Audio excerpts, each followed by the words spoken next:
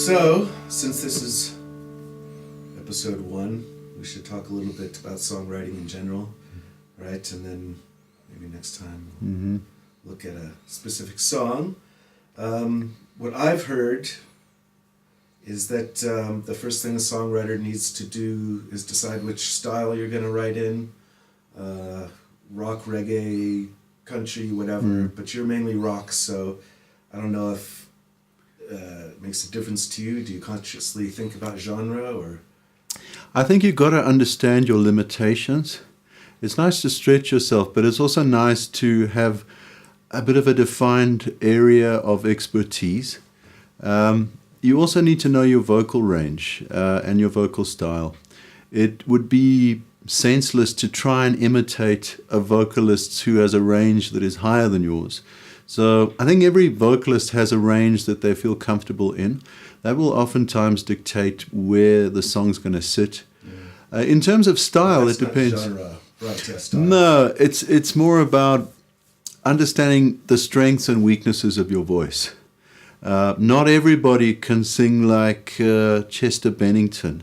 Not everybody can sing like Freddie Mercury. But so voice can actually have voice like dictates, an ideal yes. style for. And also the other thing is the tendency amongst a lot of people starting out is to try and emulate a certain vocal style.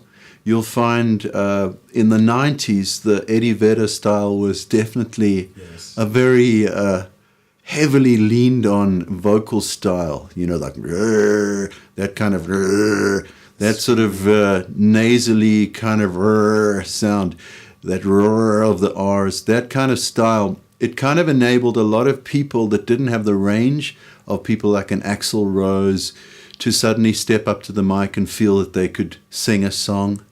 Then in the late 90s, you had someone like a Jeff Buckley who was incredibly influential. He set the tone for people like the Coldplays, the Chris Martins, people like the Matt Bellamy from Muse, that vocal style of the sort of boy, kind of choir boyish vocal style with a lot of the sort of falsetto, that definitely became a style. So what you want to try and do is uncover your natural voice, and that could take years actually to find a place where you are not emulating a vocalist, where you're actually singing in your natural voice. Right.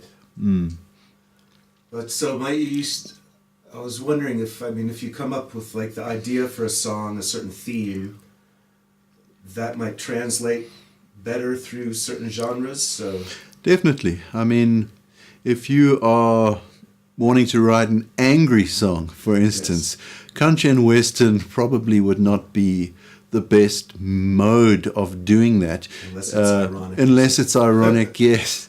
So it also depends on how you want to present the material. If you're a soloist, it is very, very difficult for you to present a song as a hard rock song if you are a soloist going to gigs where you're turning up with an acoustic guitar.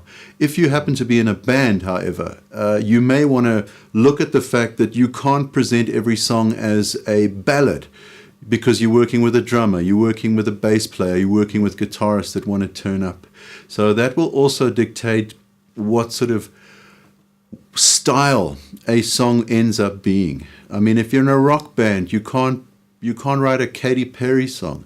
It has to somehow. It can't be pop. It could be slow, it could or be, it could be heavy. Yes, it but sort of falls under rock. You have to realize that where you're performing it is important.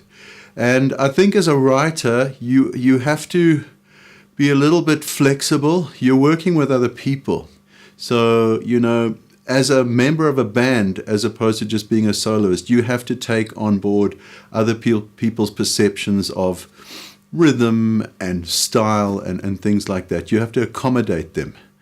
And that could also change the way it comes down. That can really add something. It can. I mean, oftentimes you'll have a pretty bland chord progression, something that is not special in any way, but with the addition of other musicians, a great drummer, a great guitar player, it can really take it up to another level.